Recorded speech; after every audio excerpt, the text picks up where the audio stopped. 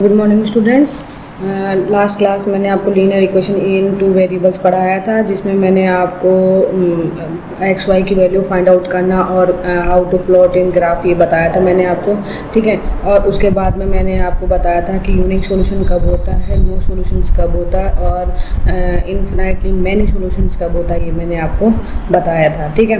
तो अब यहाँ पे हम उसको उसी प्रोसेस को थोड़ा सा ग्राफिकल मेथड कैसे देखेंगे वो मैं आपको बताती हूँ, ठीक है। तो यहाँ पे मेरे पास में जैसे ग्राफिकल मेथड में भी सेम वही प्रोसेस है। आपके पास में दो इक्वेशन दी होगी, आपको एक्स और वाई की वैल्यू फाइंड आउट करनी है और एक्स और वाई को जो वैल्यू फाइंड आउट की है उसको आपको फिर सब्स्टिट्यूट करना है, किस पे, ग्राफ में सब्स्टिट्यूट करना है, ठीक है। यहाँ पे देखिए, solve the following pair of linear equation graphically. अब आपको क्या करना है, ये लीनियर इक्वेशन है, इसको आपको ग्राफिकली सोल्व करना है। लीनियर पेयर को पहले सॉल्व कीजिए, उसको फिर ग्राफिकली रिप्रेजेंट कीजिए, ठीक है। आपके पास फर्स्ट सेकंड थर्ड आपको 3 इक्वेशन दे रखे हैं, आपको अलग अलग इक्वेशंस के लिए अलग अलग ग्राफ बनाना है। तो देखिए, पहला जो इक्वेशन है मेरी, मैं वो आपके लिए सॉल्व कर देती हूँ। मेरे पास में 2 इक्वेशन है, ठीक है। मेरे पास में एक इक्वेशन है 3x प्लस 2y माइनस का 11 इक्वल टू 0, तो इसको मैं लिख सकती हूँ 3x plus 2y equal to 11 भी लिख सकती हूँ, ठीक है। दूसरी मेरी इक्वेशन है 2x minus 3y plus 10 equal to 0, और इसको मैं लिख सकती हूँ 2x minus 3y equal to minus का 10। अब मैंने इसको इस तरह इस फॉर्म में लिख दिया। अब मेरे को क्या करना है, यहाँ पे वैल्यू सब्स्टिट्यूट करनी, जिससे कि मेरे पास में यहाँ पे कुछ वैल्यू आ जाए, ठीक है। तो अगर मैं रखती हूँ, मैंने फर्स्ट सॉल्यूशन मेरा क्या निकाला, अगर y मेरा क्या है 1 है, मैंने y की वैल्यू क्या रखी, 1 रखी। So 3x plus 2 into 1 equal to 11, तो ये होगा 3x plus 2 equal to 11। So 3x equal to कितना होगा, 11 minus 2, so 3x equal to कितना हो गया, 9। सो x इक्वल टू 9 अपॉन 3, तो आपके पास में आंसर आता है 3। तो आपके पास में एक पॉइंट क्या हो गया, 3,1, मतलब आपने एक बार रखी 1 की वैल्यू, तो आपको x की वैल्यू कितनी आ गई, 3, ठीक है। नेक्स्ट मेरा एक और सॉल्यूशन, 2 सॉल्यूशन निकालना है आपको रिप्रेजेंट करने के लिए, ठीक है। तो मैंने रखा x की वैल्यू 1, तो मैंने क्या रखा, x की वैल्यू 1। तो x की वैल्यू अगर 1 रखती हूँ, तो मेरी इक्वेशन क्या है, 3 into 1 plus 2y equal to 11। So 2y equal to 11 minus का 3। सो 2y इक्वल टू कितना होगा, 11 माइनस 3 कितना होता है, 8 होता है, ठीक है। तो y equal to 8 upon 2 means answer आ गया आपके पास में 4। तो आपके पास में दूसरी पॉइंट जो आपका है वो क्या है, 1,4 मीन्स x, y के फॉर्म में हम पॉइंट लिखते हैं। x, y मतलब x है 1 और y है आपका 4, ठीक है। अब यहाँ पे आ जाइए, अब यहाँ पे भी सेम वही चीज़ करना है। फर्स्ट मेरी इक्वेशन में क्या डालूंगी, मैंने डाला y इक्वल टू 0, क्या डाला, y equal to 0। So 2x equal minus 3 into 0 equal to minus का 10 हो गया। So 2x minus 0 equal to minus का 10। So 2x equal to minus का 10 और x equal to minus 10 upon 2 means y की value, x की value आ गई माइनस का 5। तो पॉइंट जो आपके पास हो गया, आपके पास जो पॉइंट हो गया वो हो गया आपके पास -5,0, ठीक है। नेक्स्ट आ जाइए, सेकंड आपका बोलता है कि मैंने मान लीजिए y की वैल्यू कितनी रखी, 2, कितनी रख रही हूँ, 2। So 2x minus 3 2 equal to minus का 10। So 2x minus 6 equal to minus का 10। सो 2x इक्वल टू कितना होगा, माइनस का 10 प्लस का 6, तो माइनस का हो गया 4। तो 2x equal to minus 4, x equal to minus 4 upon 2, तो आंसर आ गया माइनस का 2, ठीक है। तो अब आपके पास में वैल्यू, यहाँ पे जो पॉइंट हो गया, आपका पॉइंट जो हो गया वो हो गया माइनस का 2,2, ठीक है। अब आपके पास में वैल्यू आ गई। इसके लिए चाहो तो आप यहाँ पे ग्राफ बॉक्स बना दीजिए, ठीक है। यहाँ पे आपने एक बॉक्स बना दिया जिसमें आपके पास में एक कॉलम एक्स वाई का है और 2 आपके पॉइंट्स वाले, तो एक्स और वाई, ठीक है। यहाँ पे भी सेम वही चीज़ कीजिए, एक बॉक्स बनाइए, यहाँ पे आपने एक बॉक्स बना दिया, ठीक है। और आपके पास में यहाँ हो गया x और यहाँ हो गया आपके पास में y। तो फर्स्ट पॉइंट था आपका -5 और 0, दूसरा था आपका -2 और 2। ठीक है, यहाँ पे आइए, यहाँ पे आपका जो फर्स्ट पॉइंट था वो था 3 और 1। फर्स्ट पॉइंट था आपका 3 एंड 1, दूसरा था 1 और 4। अब आपको क्या करना है, इसको ग्राफ पे प्लॉट करना है। ग्राफ पे प्लॉट करना आपको आता ही है, देखिए इस तरह से आपको इसको प्लॉट करना है। मैंने 9th क्लास में, जब आप 9th क्लास के में आपको प्लॉटिंग पढ़ाई थी कि कैसे डिनोट किया जाता है, तो आप इसको ग्राफ पे इस तरह से कर लीजिएगा। ठीक है, समझ में आ रहा है आपको। नेक्स्ट आपके पास में सेम वही इक्वेशन है, सेम उसी को वैल्यू सब्स्टिट्यूट कीजिए और उसकी वैल्यू फाइंड आउट कर लीजिए। जैसे यहाँ पे x को 1 डाला तो y की वैल्यू आ गई 2, x को 4 डाला तो y की वैल्यू आ गई 0। ठीक है, इसी तरह इसको किया। ठीक है, आप देखिए यहाँ पे, चलो मैं 3 क्वेश्चन में से 2 क्वेश्चन करवा देती हूँ, एक आप कर लीजिएगा। ठीक है, तो ये इस इक्वेशन को, अगर ये इक्वेशन अपनी फर्स्ट है और ये इक्वेशन अपनी सेकंड है, तो एक में है मेरे पास 2x plus y equal to 6 और दूसरी है मेरे पास 4x minus 2y equal to 4। ठीक है, अब ये 2 इक्वेशन है, इन दोनों को अब मेरे को क्या करना है, वैल्यू सब्स्टिट्यूट करनी है। तो मैंने मान लीजिए फर्स्ट पॉइंट मैंने जो किया वो है मेरा x इक्वल टू 0। ठीक है, मैंने x की वैल्यू कितनी रखी, 0, तो 2 into 0 plus y equal to 6, तो ये 0 हो गया, y इक्वल टू 6 आंसर आ गया। मीन्स क्या आ गया, 0,6 एक आंसर आ गया। ठीक है, यहाँ पे रख दीजिए, तो यहाँ पे मैंने x की वैल्यू अगर मान लो 0 रखती हूँ यहाँ पे भी, तो 4 into 0 minus 2y equal to 4, तो माइनस 2y इक्वल टू 4, तो y इक्वल टू कितना होगा, 4 अपॉन माइनस का 2, तो यहाँ पे हो जाएगा माइनस का 2, 2 1 जा 2, 2 2 जा तो माइनस का 2, तो पॉइंट क्या हो गया, 0, माइनस का 2 हो गया।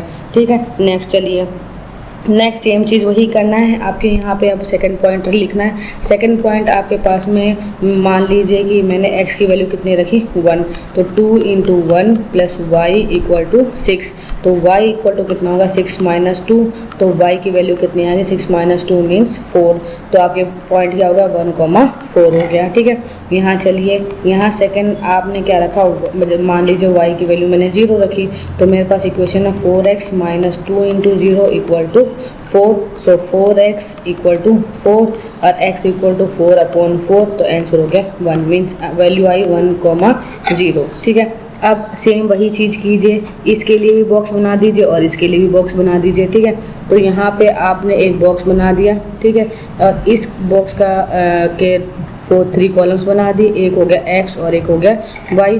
सेम यहाँ पे भी आप वही कीजिए, यहाँ पे भी आप क्या कीजिए, 3 कॉलम्स बनाइए, यहाँ पे हो गया x और y। ठीक है, अब मेरा फर्स्ट पॉइंट यहाँ पे था 0,6, तो यहाँ पे था 0 और यहाँ पे था मेरा 6, यहाँ पे था मेरा 1 और यहाँ पे था मेरा 4। ठीक है, यहाँ था मेरा 0, यहाँ था मेरा -2। ठीक है, ये -2 है ना, और यहाँ पे मेरा तो 1 और 0। ठीक है, इस तरह आपको हो गया, आप इसको आप इजीली प्लॉट कर लीजिए। ठीक है, नेक्स्ट क्वेश्चन, अब एक्सरसाइज देखिए, on comparing the ratios a1 upon a2 b1 upon b2 c1 upon c2 find out whether pairs of linear equations are consistent और inconsistent।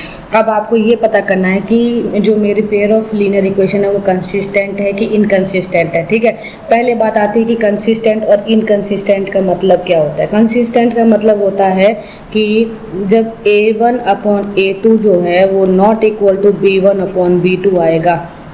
ठीक है, क्या means a1 upon a2 not equal to b1 upon b2 होगा, तो ये जो आपकी equation होगी वो क्या होगी, इनकंसिस्टेंट होगी। ठीक है, अगर आपकी value a1 upon a2 equal to b1 upon b2 और not equal to c1 upon c2 होगा। ठीक है, क्या a1 upon a2 equal to b1 upon b2 not equal to c1 upon c2 होगा, तो ये जो आपकी इक्वेशन है वो क्या कहलाएगी, इनकंसिस्टेंट कहलाएगी। क्या कहलाएगी, इनकंसिस्टेंट, मतलब दो तो इक्वल होंगे, सी इसके इक्वल नहीं होगी, तो ये इनकंसिस्टेंट कहलाएगी। ठीक है, अब आप देखिए यहाँ पे आपके पास में 2 इक्वेशन है, ये है आपका a1 b1 c1 और a2 b2 c2। ठीक है, तो अब यहाँ पे आपको सेम वही करना। देखिए ये है a1 b1 और c1, ये है a2 b2 और ये है c2। अब आपको a1 अपॉन a2 करना है। ठीक है, तो a1 अपॉन a2 जो होता है वो है 2 अपॉन 4 मीन्स 1 अपॉन 2 हो गया।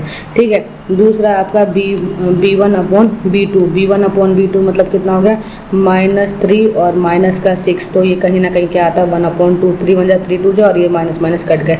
ठीक है, c1 अपॉन c2 C1/C2 क्या है 8/9, ये आपस में नहीं कर सकते। देखिए A1/A2 तो है B1/B2 के, पर C1/C2 नहीं है इक्वल, तो मतलब ये जो इक्वेशन होगी आपकी क्या होगी, इनकंसिस्टेंट होगी। ठीक है, समझ में आ रहा है आपको।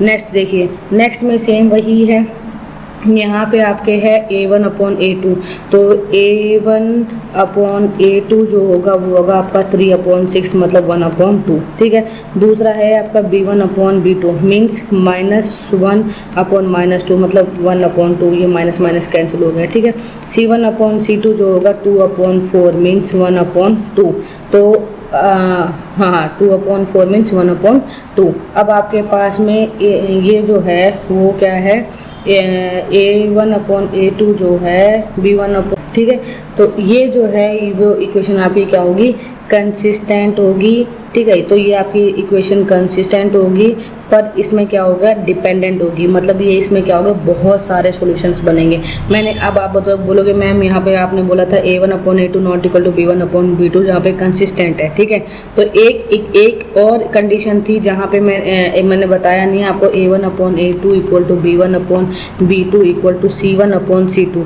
ठीक है, इसमें क्या होता है, मैनी सॉल्यूशंस बनते हैं, इक्वेशंस के मैनी सॉल्यूशंस बनते हैं, और ये जो इक्वेशन कहलाती है वो कहलाती है कंसिस्टेंट डिपेंडेंट इक्वेशन कहलाती है। ठीक है, मतलब इसमें जो सॉल्यूशंस होंगे वो बहुत सारे निकलेंगे, और यहाँ पे जो लाइन है आपकी वो कहीं ना कहीं कॉन्सिडेंट लाइन कहते हैं, मतलब वो कहीं ना कहीं एक सिंगल ही, मतलब इसका जो ग्राफ बनेगा वो इस तरह से बनेगा, ये ग्राफ होगा और इसकी लाइन जो होगी वो एक सिंगल लाइन इस तरह से आएगी, मतलब इसके ऊपर ही क्या होगी, दूसरी लाइन भी मोस्टली इसके ऊपर ही आएगी। ठीक है, उसको बोलते हैं कॉन्सिडेंट लाइन। ठीक है, नेक्स्ट चलिए, नेक्स्ट बोलता है कि आपके पास में ये इक्वेशन है, अब इसको फाइंड आउट कीजिए। तो इक्वेशन में क्या बोलता है, A1/A2, तो ये A1/A2 हो गया 1/2 मीन्स 2/4 मतलब 1/2।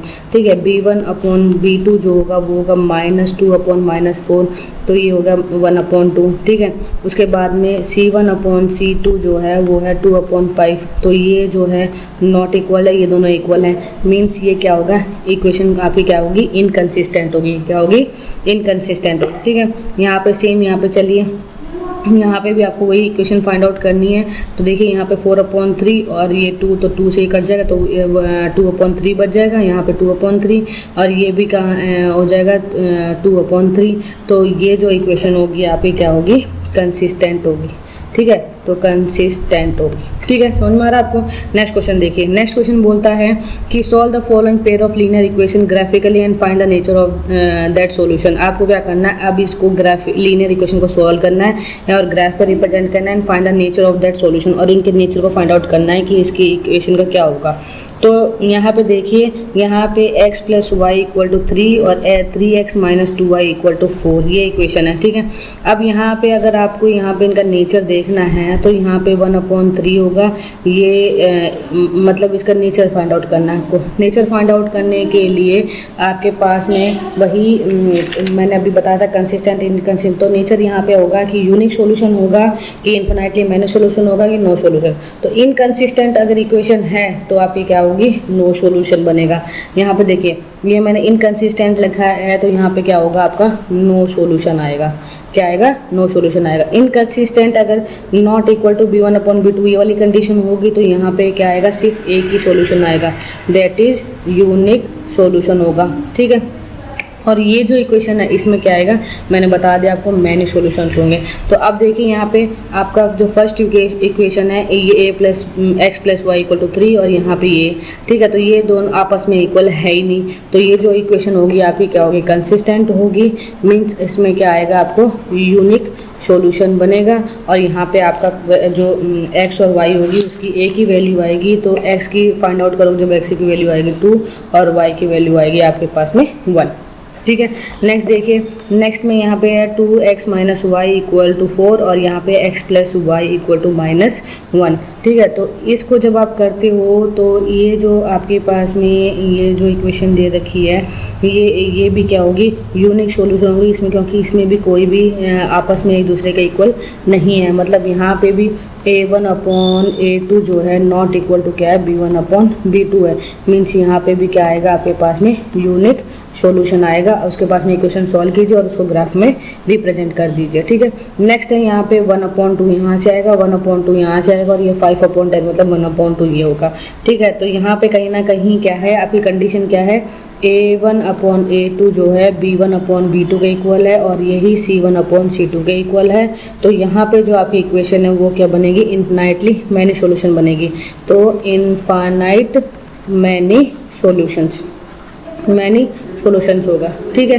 नेक्स्ट इक्वेशन में आपके पास में 3/2 यहाँ पे है -1/2 और यहाँ पे 2/5। तो ये भी कहीं ना कहीं आपके पास में सारे के सारे नॉट इक्वल टू हैं, means A1/A2 not equal to B1/B2 ना। यहाँ पे A1 जो है वो A1/A2 not equal to B1/B2 है, मीन्स ये दोनों आपस में इक्वल नहीं है। मीन्स यहाँ पे जो नेचर होगा आपका इक्वेशन की क्या होगा, यूनिक सॉल्यूशन होगा और आपकी जो x और y की वैल्यू आएगी x = 1 आएगी और y की वैल्यू आपकी 2 आएगी। इस तरह आपको इन क्वेश्चंस को सॉल्व करना है। यहाँ पे y की वैल्यू -2 आएगी, ठीक है, समझ में आया आपको।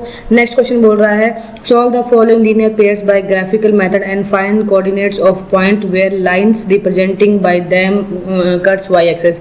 अब आपको क्या करना है, सेम कुछ नहीं है। क्वेश्चन को देख के ऐसा मत सोचिएगा कि क्वेश्चन तो अरे बहुत डिफरेंट है, ये क्वेश्चन तो करवाया नहीं, ऐसा कुछ नहीं है। आप दोनों इक्वेशन को सॉल्व कीजिए, ठीक है। सॉल्व करने के बाद में अब आपके पास में पॉइंट्स आ गए। इस इक्वेशन के 2 पॉइंट्स हो जाएंगे x y के और इस इक्वेशन के 2 पॉइंट्स हो जाएंगे x और y के, ठीक है। उसके बाद में क्या करना है, आपको उन कोऑर्डिनेट्स को आपको ग्राफ में रिप्रेजेंट करना है और उसके बाद में आपको ये देखना है कि जो कोऑर्डिनेट्स हैं जो आपके y एक्सिस को कट कर रहे हैं वो कौन कौन से कोऑर्डिनेट्स हैं जो आपके y, कहीं ना कहीं ये ऐसे बनेगा। अगर ये इक्वेशन ये ग्राफ होता है, ठीक है, आपका ये ग्राफ होता है जिसमें कि ये x होता है और ये आपका y होता है, ये आपका x डैश होता है और ये आपका y डैश होता है, ठीक है। अब आपको क्या करना है, इस इक्वेशन पे कोई ऐसी लाइन आएंगी जो यहाँ से आपको यहाँ पे कटेगी, ठीक है। यहाँ से अगर मान लो कटी तो यहाँ पे कोई जो पॉइंट है जो y एक्सिस को काट रहा है वो आपको पॉइंट बताना है, ठीक है। इस तरह आपको इस क्वेश्चन को सबको सॉल्व करना है। उसके बाद में नेक्स्ट इक्वेशन भी वही कह रही है, सेम आपको वैसे ही करना है इस क्वेश्चन को और आपको फिर उसके बाद में यहाँ पे जैसे यहाँ पे ये जो इक्वेशन है यहाँ पे कहीं ना कहीं आपकी वैल्यू जो होगी वो x = 3 आएगी और y = 2 आएगी, ठीक है। और ये जो पॉइंट्स हैं जो इसको कट कर रहे हैं वो या एक करेगा 0,8 पे कट करेगा और एक कट करेगा 0,4/5 पे कट करेगा, ठीक है। पर इसको 4/5 ये फ्रैक्शन में आया तो इसको अगर कंसिडर ना करो तो आप ये मान के चलिए 0,8, जैसे मैंने यहाँ पे बताया कि आपको एक पॉइंट यहाँ पे कट करेगा जिसको आपको ये करना है कि वो y एक्सिस पे कट कर रहा है, ठीक है। नेक्स्ट में आपके इक्वेशन यहाँ पे बोल रहा है solve the following linear equation by graphical method and find the coordinates of vertex of a triangle formed by the y-axis and line formed by linear pair। अब आपको यहाँ पे क्या करना है, उसी सेम इक्वेशन को ग्राफिकल मेथड से आपको इसको सॉल्व करना है, ठीक है। उसके बाद में आपके पास में x = 5 और y = 0 ये इक्वेशन ये वैल्यू आएगी, ठीक है। उसके बाद में आपको ट्रायंगल की 3 ट्रायंगल होता है, ट्रायंगल के 3 कॉर्नर्स होते थे, तीनों के वर्टेक्स लिखने। तो तीनों के एक तो आएगा 5,0, एक आएगा 0,3 और एक आएगा 0,-4। ये उसके कॉर्नर्स आएंगे जो आपको मेंशन करना है या फिर लिख के देना है यहाँ पे। तो यहाँ पे लिख देना the coordinates of vertex of a triangle are ये एंड ये दिस मच, ठीक है। इस तरह आपको इस क्वेश्चन को इस पूरे को सॉल्व करना है। मैंने आपको पूरा बता दिया कि किस तरह आपको इस इक्वेशन को सॉल्व करना है, क्या करना है, ठीक है। ग्राफ में मैंने नहीं बताया क्योंकि मेरे पास ग्राफ नहीं है। यहाँ पे मैंने आपको बता दिया कि कैसे प्लॉटिंग करनी है, ठीक है। आपको ग्राफ बनाना है, आपको वही सेम जैसे 9th में बताया होगा x और y वाले 2 लाइन खींचनी है, एक एक्सिस होगी और एक y एक्सिस होगी, ठीक है। अगर आपको थोड़ा सा डाउट है तो मैं यहाँ आपको बता देती हूँ। यहाँ पे आपको क्या करना है, यहाँ पे 2 ऐसी लाइन खींचनी है, ठीक है। यहाँ होगी आपकी x, ये होगा आपका y, ये होगा आपका x डैश और ये होगा आपका y डैश, ठीक है। ये होगा आपका ओरिजिन जिसको आप क्या बोलते हैं 0 बोलेंगे, ठीक है। यहाँ पे होगा 1 2 3 4 ये इस तरह आएगा, ठीक है। ये आगे ऐसे चला जाएगा, आप इतना लिखिए। ये होगा -1, ये होगा -2, दिस वन इज -3, ठीक है। यहाँ पे 1 2 3, ठीक है। यहाँ पे हो जाएगा -1 -2 -3, ये हो गया। अब आपको कोई भी पॉइंट्स यहाँ पे लोकेट करना है। मैं जैसे मान लो अगर मेरे को एक पॉइंट, जैसे मैंने इस इक्वेशन का देखी, यहाँ पे मेरे पास है 0, -2, 0, -2 पहला है तो 0, x का 0, ठीक है, x का 0 तो ये हो गया, और y का -2 मीन्स यहाँ पे, तो ये जो पॉइंट होगी आपकी कहाँ आएगी, इस पॉइंट पे आएगी, और इसको लिख दीजिए 0, -2 मीन्स y डैश पे आपकी लाइन बनेगी, ठीक है। दूसरा है 1, 0 मीन्स x का तो 1 है, y का 0 है, मीन्स ये होगा, इसको लिख लीजिए आप 1, 0, ठीक है। नेक्स्ट देखिए यहाँ पे आपका वही इक्वेशन है 0, -2, ठीक है, ये हो गया। अब यहाँ पे 0,6 मतलब आपका ये तो है 0 और यहाँ पे आएगा 6, तो यहाँ पे इसको आगे तक बढ़ाइए, ये हो जाएगा 4 एंड दिस वन इज 5 और ये फिर हो जाएगा ये 6, तो ये आ गया आपका 0,6, ठीक है। फिर आता 1,4 मीन्स x का 1 और y का 4 मीन्स ये यहाँ पे आएगा, ठीक है, तो यहाँ पे लिख दीजिए 1,4। इस तरह आपको पॉइंट को करना है और फिर आपस में इन पॉइंट्स को आपस में जोड़ देना है। इस तरह आपको एक्स ग्राफ पे रिप्रेजेंट करना है। उसके बाद में फिर इन पॉइंट्स को, जो पॉइंट्स आपस में जुड़ रहे हैं उनको ऐसे जोड़ दीजिए और इनको ऐसे जोड़ दीजिए, तो कहीं ना कहीं आपको कोई ना कोई शेप मिले। जैसे इसमें एक ट्रायंगल का शेप मिलना है जिसमें एक वर्टेक्स यहाँ पे, एक वर्टेक्स है यहाँ पे और एक वर्टेक्स आपकी ये है, ठीक है। तो इसमें अगर मान लो बोलता है तो आपके पास में 6,0 एक वर्टेक्स होगी ट्रायंगल की, एक 2,2 एक वर्टेक्स हो गई और एक वर्टेक्स हो गई आपकी 0, -2। ये एक ट्रायंगल का शेप मिल गया आपको, ठीक है। क्वेश्चन में बोले तो, अगर क्वेश्चन में नहीं बोल रहा है तो आपको ये लिखने की जरूरत नहीं है, आप जितना हो सके उतना कर लीजिए, ठीक है। तो इस तरह से ये एक्सरसाइज आपकी 4.1 कंप्लीट होती है। नेक्स्ट एक्सरसाइज में हम आपको पढ़ाएंगे लीनियर इक्वेशन इन 2 वेरिएबल्स, ठीक है। तब तक आप लीनियर इनइक्वालिटी इन 2 वेरिएबल्स, तब तक आप ये सारे क्वेश्चन सॉल्व कर डालिए। आपको मैंने बता दिया a1/a2 अगर नॉट इक्वल टू b1/b2 है तो मीन्स वो कंसिस्टेंट है और उसमें यूनिक सॉल्यूशन है। बट दूसरा अगर बोलता है a1/a2 इक्वल टू b1/b2 है but not equal to c1/c2 है, मीन्स वो जो इक्वेशन है वो आपकी इनकंसिस्टेंट है और उसमें आपके पास में नो सॉल्यूशंस बनेंगे, ठीक है।